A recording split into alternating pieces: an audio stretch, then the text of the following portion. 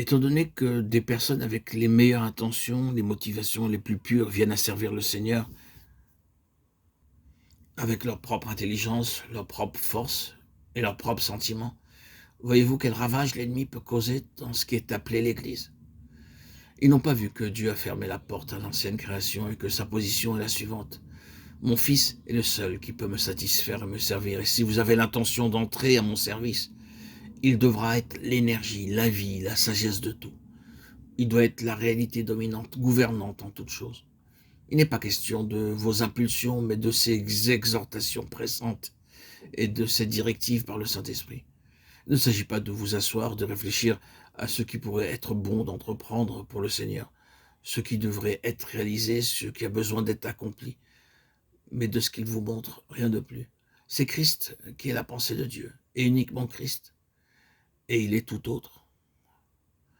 Lui-même a vécu selon ce principe lorsqu'il était ici-bas. Sa compassion était souvent grandement sollicitée, mais il ne répondait jamais à ses demandes avant d'avoir exposé les choses devant le Père et reçu la pensée du Père à ce sujet. À plusieurs reprises, on faisait appel à son raisonnement sur certaines actions qu'il devait entreprendre. Il devait aller à la fête, c'était une chose évidente, tout le monde y allait. S'il ne s'y rendait pas, il s'exposait lui-même aux malentendus et aux mauvaises interprétations. Mon temps n'est pas encore venu, Jean 7,6, répondit-il. Une fois qu'ils partirent, alors il y monta secrètement.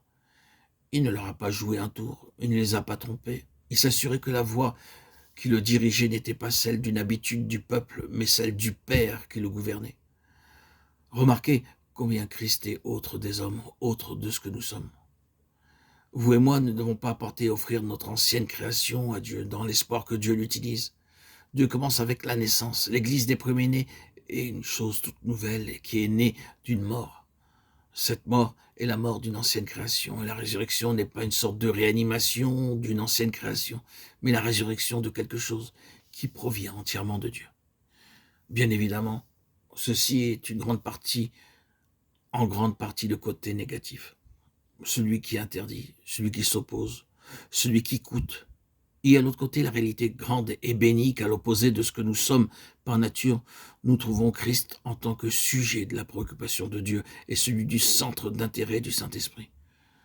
Le Saint-Esprit a été envoyé par Dieu par rapport à Jésus-Christ et en son nom, dans un but unique.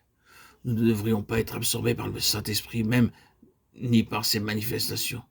Nous devrions être occupés exclusivement de l'objet du Saint-Esprit. Et l'unique but de la venue du Saint-Esprit est de faire de Christ notre tout, de nous rendre semblables à l'image de Christ, de former entièrement Christ en nous. Le Saint-Esprit possède la vision de Dieu, celle que Christ est l'objet, qui est toujours en vue.